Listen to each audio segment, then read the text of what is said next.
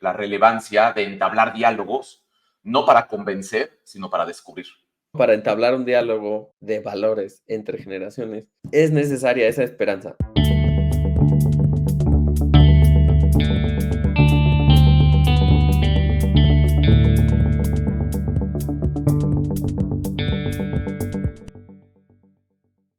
Hola, bienvenidos de nuevo a Atlas de Emprendimiento. Hola Alberto, ¿cómo estás? Qué gusto verte después de esta semana.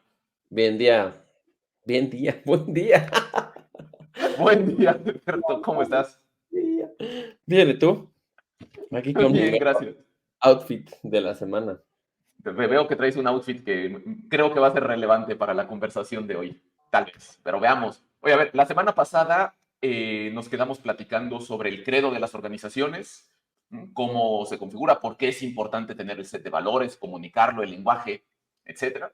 Y surgió una preocupación que era el diálogo intergeneracional o el diálogo entre diferentes generaciones en las empresas a la luz de los valores. Entonces, creo que ese es el tema importante que vamos a explorar el día de hoy. Y como cada episodio, Sí. la provocación que te traigo es, ¿cuál ha sido en tu experiencia, ¿no? Una muy buena experiencia, valga la redundancia, con alguien de otra generación que te haya hecho avanzar en tus logros profesionales? Pues inmediatamente pienso en el tema de la mentoría, ¿no?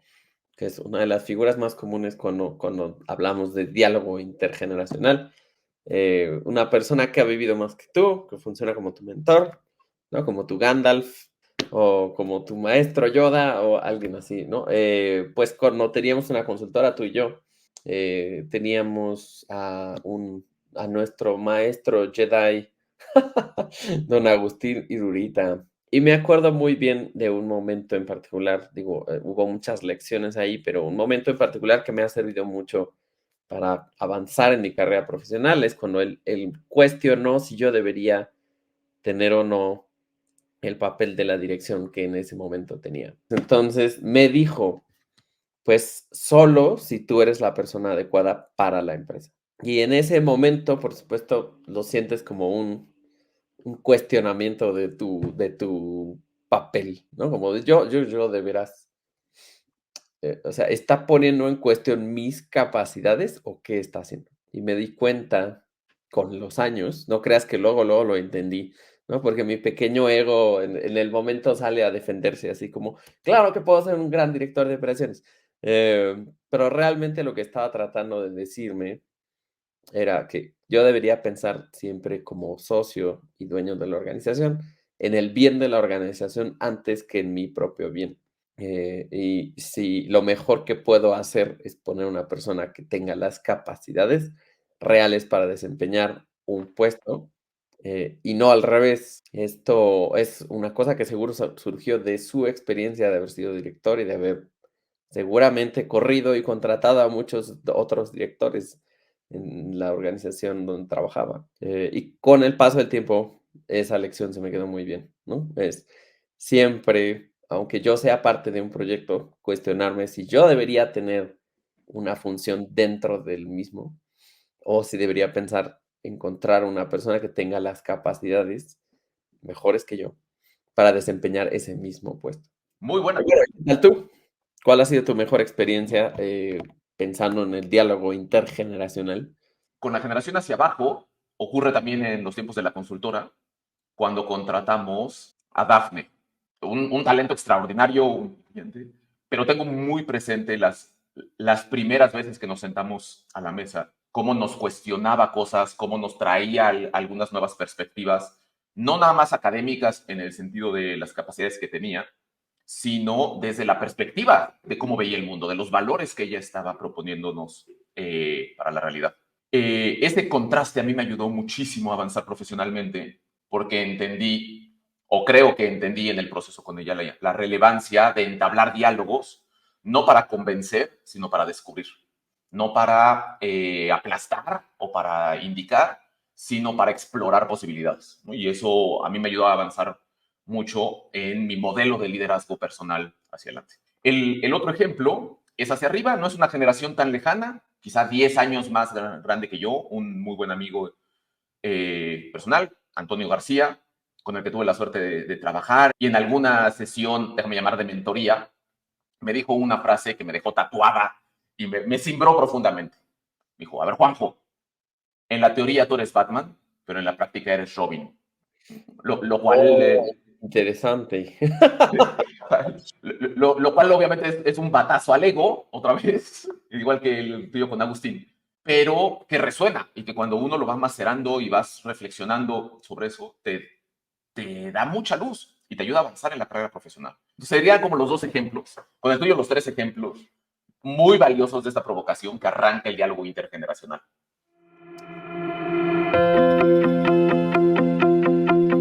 El emprendimiento y la innovación han tomado hoy gran relevancia, no solo para los negocios, sino para cada una de las personas que realizamos una actividad productiva, creativa e incluso una actividad social. Durante años hemos asociado la palabra emprender con echarle ganas como lo hizo nuestro abuelo el siglo pasado. La realidad actual es que se requieren habilidades y conocimientos específicos y profesionales para crear empresas y organizaciones en un mundo digital y competitivo. Hoy presentamos la Maestría en Emprendimiento e Innovación, dirigida a personas creativas e innovadoras, a empresarios y, por supuesto, también a colaboradores de las empresas para actualizar o potenciar nuevas líneas de negocio. Los invito a formar parte de nuestra comunidad emprendedora. Soy Gustavo Fernández de León, director del programa de Maestría en Emprendimiento e Innovación de la Escuela de Negocios de Baja California. Soy empresario, soy emprendedor, soy un creador de negocios.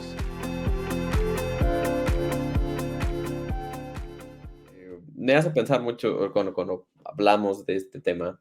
Dijimos, nuestro siguiente podcast es sobre el diálogo intergeneracional. Y uno de los temas que me saltaron inmediatamente fue la diferencia entre el joven que busca explorar y aprender, y mientras más joven, más explorador, y el, digamos, adulto, ¿no? Que mientras más mayor, busca ser más explotador del conocimiento que ya tiene. Porque cuando sientes que no tienes información para tomar decisiones y operar, o no sabes ni cómo vivir la vida, entonces lo que haces es explorar, ¿no?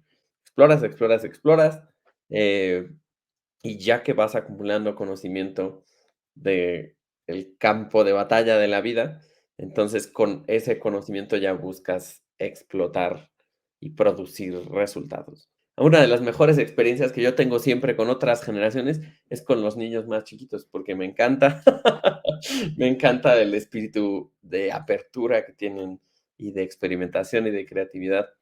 Cuando tengo facilitaciones y le pido a la gente que haga un dibujito, ¿no? Así como, escribe un post-it y hazle un dibujito, y hay una resistencia ahí así de, no, yo no sé dibujar, qué pena, no, mejor se lo encargamos a la persona que sí sabe dibujar.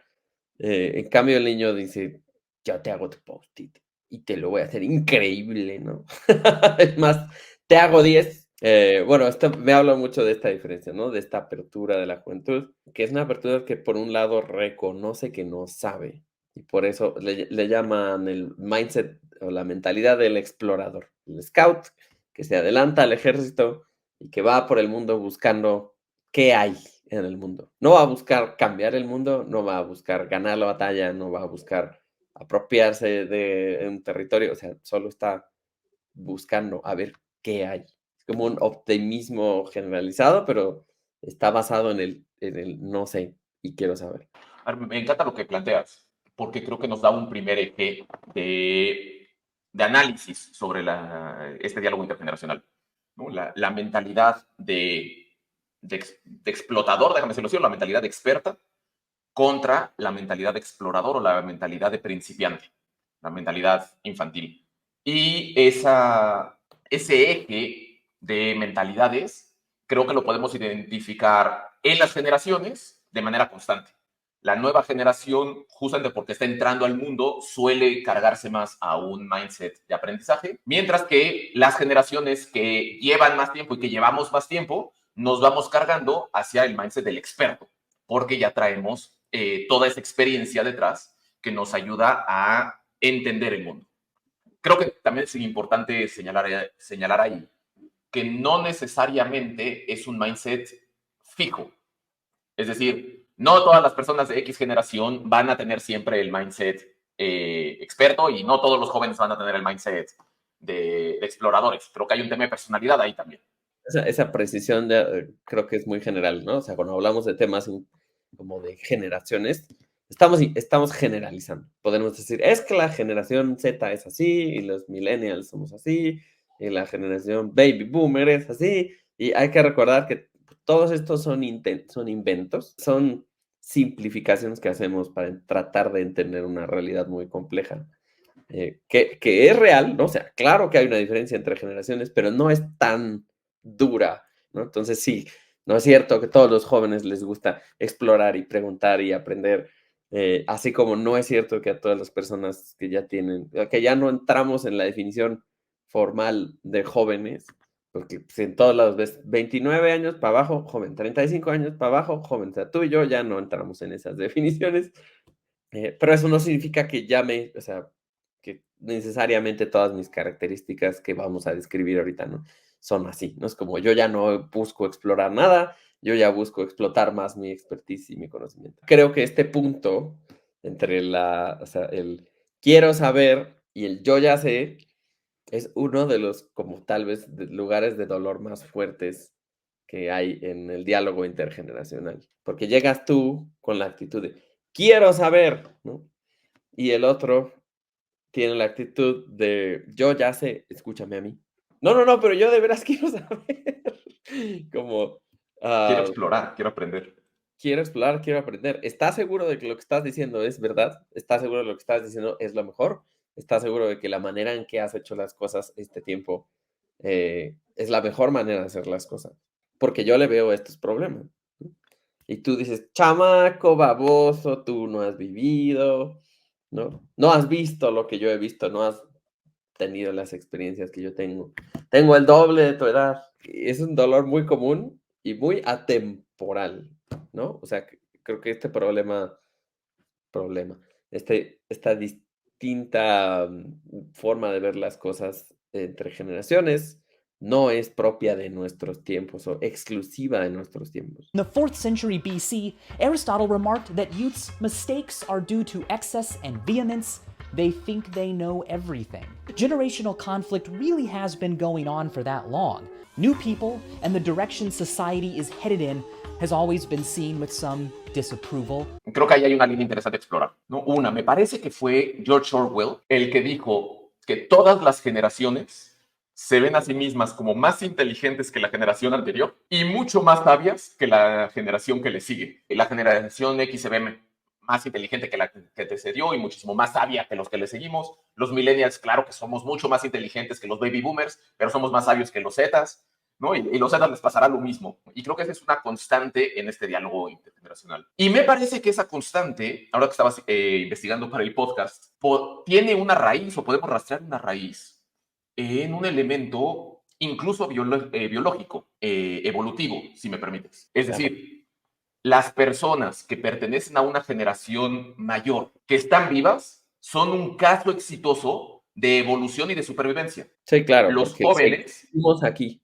porque seguimos aquí, ¿no? Y en ese sentido, biológicamente hay una seguridad de que ya lo hicimos bien o suficientemente bien para estar acá. Y luego vemos a los jóvenes tomar decisiones que nos parecen imprudentes, que parecen riesgosas, que parecen insensatas, y todas las alertas evolutivas se nos disparan porque, claro, ese imbécil se va a salir de la alberca de la genética, se va a matar. Creo que ese descubrimiento es sumamente importante. Socialmente nos vamos alineando a esta conformidad con nuestro grupo y esa conformidad se va haciendo cada vez más robusta en términos de la experiencia y en términos de las certezas, porque son ejemplos exitosos de la permanencia, de la supervivencia de la especie. Sí. Esto para términos empresariales me parece sumamente relevante. Exacto, Sumamente eso te iba a decir, suenas muy antropológico, como así es el hombre, ¿no? Pero esto se puede extrapolar directamente a la empresa, ¿no? Las empresas son organizaciones que están hechas, compuestas de un grupo de personas que buscan, en primer lugar, su supervivencia y su éxito. Las empresas no se reproducen como nosotros, no hacen empresitas necesariamente, ¿no? Pero sí buscan su permanencia en el tiempo. Y existe una narrativa generalizada de en cualquier momento un cambio fuerte en el mercado puede ponernos en peligro. Así que tenemos que proteger lo que ya existe. Cuando llega entonces un puñado de chamacos que no saben nada de la vida, a cuestionar la manera en que hacemos las cosas, no suena a un peligro existencial para la organización. Como estos niños van a quebrar la empresa con sus valores raros de inclusión y diversidad y que no hacen ningún sentido frente a los valores que tenemos probados que sirven, como la experiencia y la meritocracia. Sin enfocarnos en el ejemplo concreto, creo que esos valores de la diversidad y la experiencia, la horizontalidad y la meritocracia, etcétera, son meramente ejemplos del diálogo actual, ¿no? Pero podemos rastrear el mismo conflicto con los valores de la posguerra contra los valores del 69 o 68, etcétera. En ese sentido, creo que vale la pena plantear de nuevo la pregunta con la que cerrábamos el episodio anterior. Ya tenemos como el marco general. ¿Cómo podemos, de hecho, resolver la tensión entre los valores que propone una organización, los valores que ya vive la gente dentro de la organización, al menos teóricamente, y los valores de las nuevas generaciones que están llegando? Que al final del día, si se resuelve adecuadamente, garantizará la supervivencia de la organización, y si no se resuelve exitosamente, garantizará el fracaso de la organización. Digo, se ha visto muchas veces que cuando una empresa cambia, sobre todo las empresas donde tienes esta figura del fundador, que es como un líder moral, que estuvo presente y forjando la organización desde el principio, que tantas personas lo ven y lo admiran como esto, ¿no? Como nuestro líder moral fundador, el que nos dio la oportunidad de tener todo esto. Cuando hay un cambio intergeneracional, ¿no? Cuando pasa a la segunda o tercera generación, esa empresa, esa organización se pierde a sí misma y a veces pierde por completo el negocio y por lo tanto su existencia. O sea, sí es una problemática real que debe ser atendida. Entonces, frente a esta problemática y la fotografía que hemos identificado ahorita de la realidad antropológica social, ¿cuál dirías tú, en tu experiencia, en lo que has investigado, que es una buena aproximación para las organizaciones al intentar resolver este conflicto o esta tensión? Pues mira, de entrada, o sea, lo que estamos viendo es como dos sets o dos conjuntos de personas que tienen valores distintos o en apariencia distintos, ¿no? Que tratan de llegar a un acuerdo. El primer problema resulta cuando no se busca un acuerdo, sino una imposición. Es como, bueno, el set de valores de la empresa es este y los establecimos hace 80 años cuando el fundador, entonces llegas tú, chamaco, y quieres cambiar esto que es casi sagrado para nosotros, olvídalo. Esa postura rígida me recuerda una anécdota que cuenta Benjamin Sander. Hay una universidad que tiene escrito en piedra la frase, ser la escuela número 1 del país, o algo así. Y Benjamin le dice, bueno, a la directora de la escuela, le dice, ¿te das cuenta de que eso no es una visión que le emocione realmente a tus alumnos, verdad? Y ella dice, pues no, pero está escrita en piedra, ¿qué puedo hacer? Bueno, esto pasa en estas organizaciones donde este set de valores es intocable, ¿no? Es como sagrado, incuestionable. Entonces, esta primera postura es algo que yo no recomendaría, sino la contraria. No, la contraria no es decir, bueno, el set de valores no existe, no importa, hagamos lo que sea, sino decir, a ti te interesa saber más de por qué hacemos las cosas aquí, cómo las hacemos y por qué somos como somos y por qué queremos que tú seas así también. Entablemos un diálogo y te explico por qué. Muchas veces detrás de ese set de valores hay muy buena explicación, pero si no existe un diálogo en donde podamos poner sobre la mesa de disección estos valores para ver qué tienen dentro en realidad, entonces estamos garantizando que haya resistencia. Y la Revolución Francesa es famosa por haber producido estos valores, o sea, la Declaración de los Derechos Humanos. Pero eso no sucedió el día después de haber tirado la corona. Los peores años de la historia los más sangrientos, los más sin sentido, vinieron después de la revolución destructiva. Queremos evitar ese escenario con apertura. Esta nueva generación, por supuesto, ¿no? Los millennials ya no somos la nueva generación, ¿no? Ya no. Nope. La generación Z y todos ellos que vienen, o sea, vienen súper activistas, con esta energía de estamos completamente insatisfechos con el mundo como nos lo han dejado y queremos hacerlo mejor. Y que no tienen ni la más remota idea de cómo hacerlo mejor. Solo saben que el mundo como está no les gusta. Si no establecemos un diálogo con ellos, entonces lo único que les invitamos a hacer es a rayar nuestros monumentos y a buscar destruir nuestra historia. De lo que estás mencionando, déjame rescato dos ideas que me parece que son críticas. La primera es la del diálogo y la segunda es la de esa nueva generación viene, etc. Comienzo con el diálogo. Y creo que es ahí donde está uno de los elementos clave para las organizaciones para poder resolver esta tensión. Necesitamos crear una cultura o necesitamos promover una cultura de apertura al otro y de diálogo. De diálogo no para convencer, sino para escuchar, para entablar una relación humana entre las dos partes y descubrir por qué los valores son valiosos. Porque al final del día creo que hay una responsabilidad bilateral, una responsabilidad de ambas partes involucradas. En primer lugar, la responsabilidad de las organizaciones a decirle a la gente cuando lo está contratando, esto es en lo que creemos, este es nuestro set de cosas valiosas. La segunda es explorar cuál es el set de valores que tiene esa persona que está llegando a la organización. Lo decíamos en el episodio pasado, hay principios que no son negociables, ¿no? Que son deal breakers para la relación, pero los valores son estas raíces que van a alimentarnos de los nutrientes. Entonces, mientras más raíces tengamos y más interrelacionadas estén, más sólida, más sana va a ser nuestra planta. Primer punto. Sí. El segundo, y me parece... Antes de que te vayas al segundo, hay que actuar más como facilitadores o como guías en ese diálogo, pues.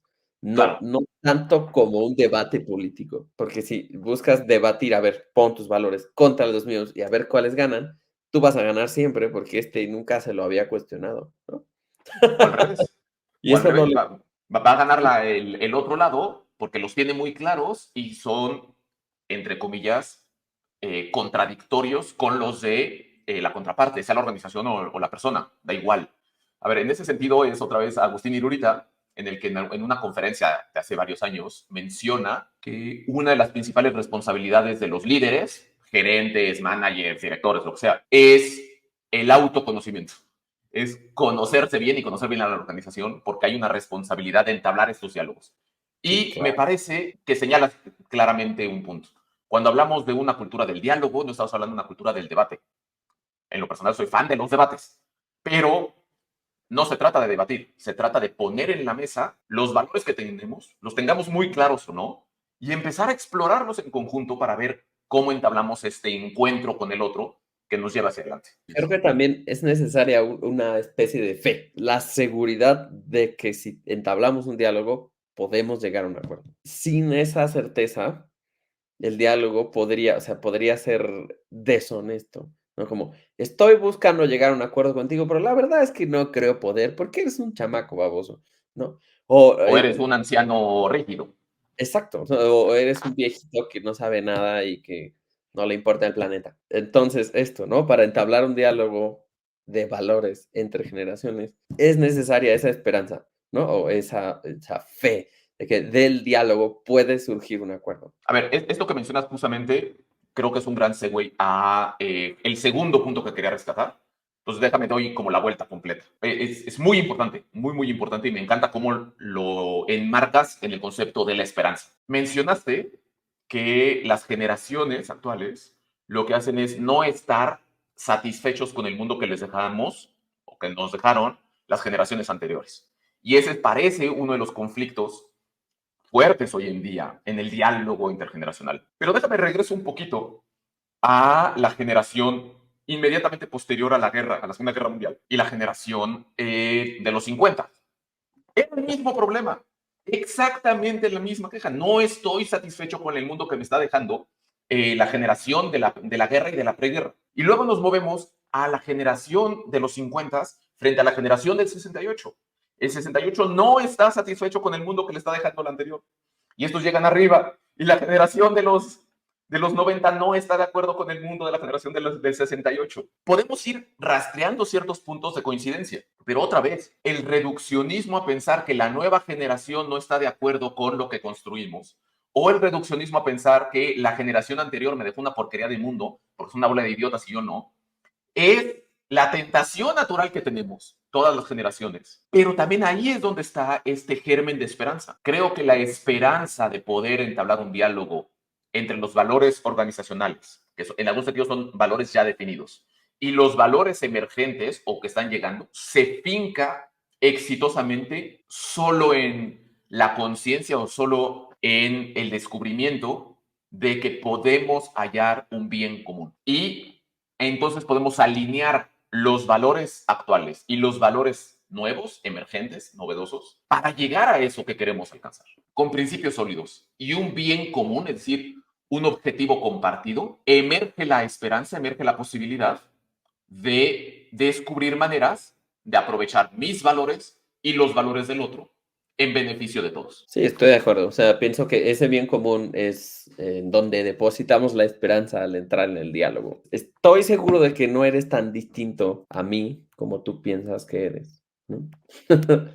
Y que yo no soy tan distinto como de entrada me parece. Una de las actitudes generales que me ayudan a este diálogo en donde los valores son diferentes es en la gratitud. Es como, ok, sí, sí, centro mi conversación en las diferencias, es probable que terminemos en conflicto. Si centro mi conversación en las cosas que puedo agradecer de tu mindset que es distinto al mío, o de tu set de valores que en apariencia son distintos a los míos, es probable que podamos encontrar un camino hacia adelante. Por ejemplo, esta actitud de principiante es una cosa que aplaudimos mucho en los contextos de innovación. Necesitas la actitud del principiante que lo cuestiona todo y que busca abiertamente encontrar una mejor manera de hacer las cosas, que la actitud contraria, la de no, ya tenemos la mejor respuesta, de veras no hay mejor respuesta, te lo juro que no hay mejor respuesta, es una actitud súper estorbosa para la innovación, como el soldado romano súper organizadísimo en sus falanges y en sus columnas, ¿no? Como esta es la mejor formación, no hay otra formación. Con esta hemos vencido todos estos ejércitos hasta que llega un ejército rarísimo que se sale de todo parámetro y nos da en la madre a nuestra formación. Look at them men. Weak, starved by the Alps, while we are the strongest military in the world.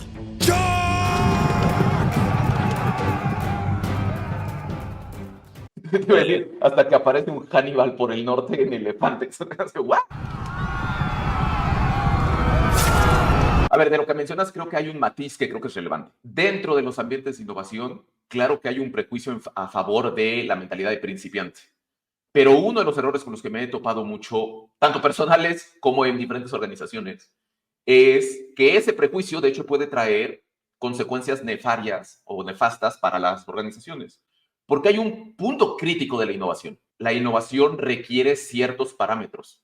De manera caricaturesca, cuando lo tengo que explicar, digo que si la innovación es salirte de la caja, primero necesitas una estúpida caja. Entonces, necesitas esos elementos. Y claro, la mentalidad experta puede ayudarnos a poner parámetros para garantizar el éxito de la innovación. Ejemplo, el tema de llevar al hombre a la luna. Había un parámetro inamovible.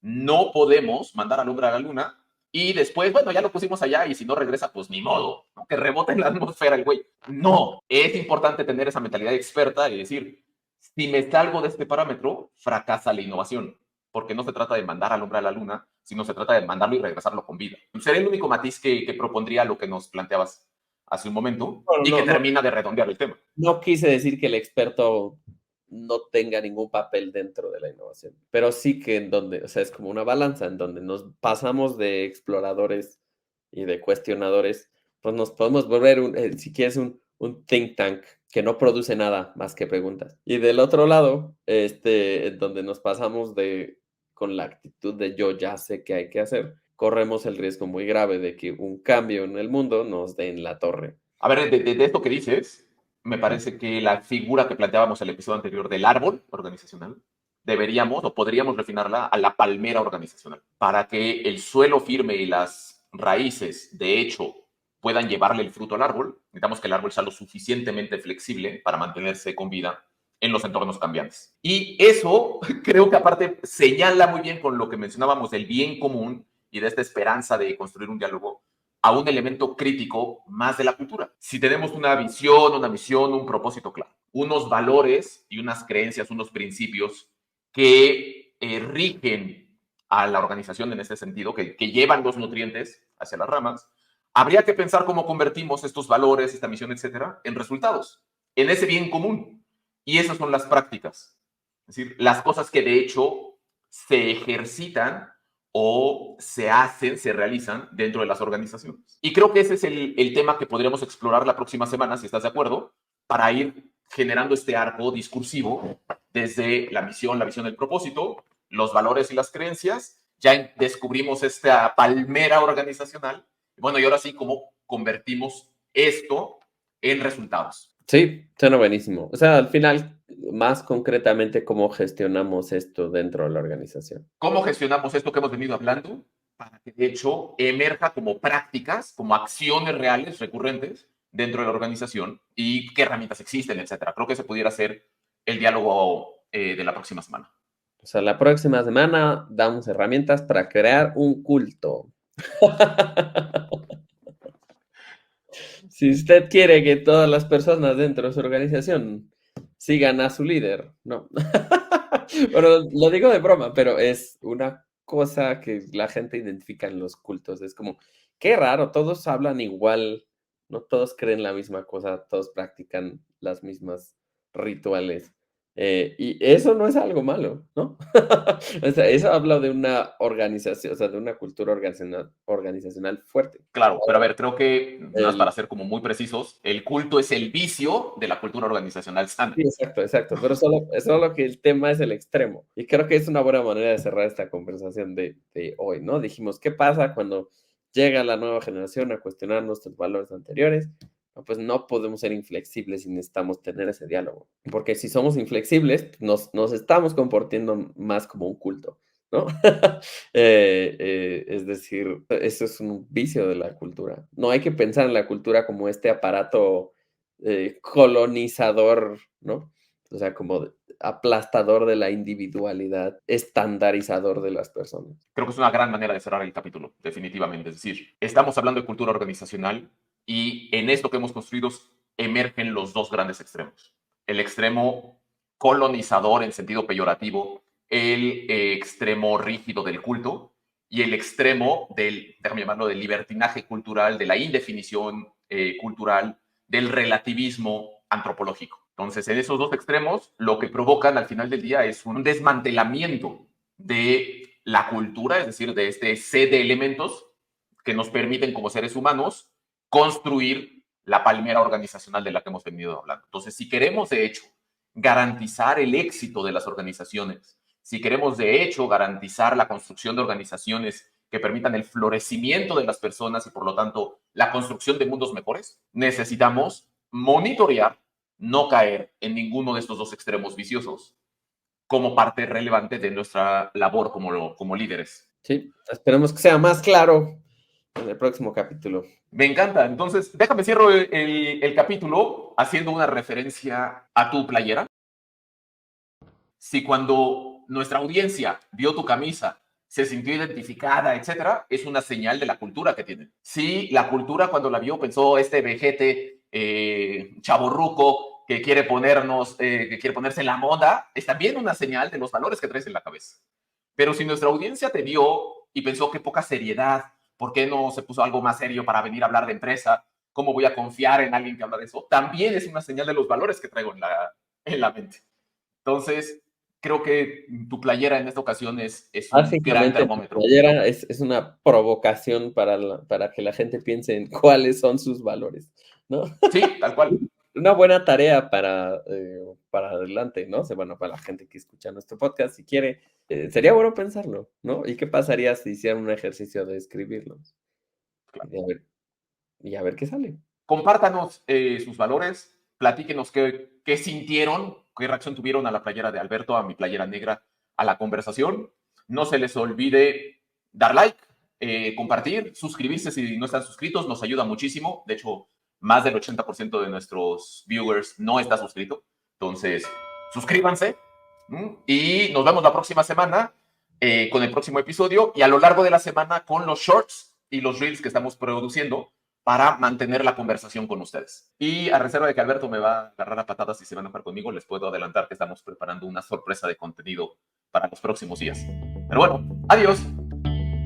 ¿Por qué te patearía por una sorpresa? Chao.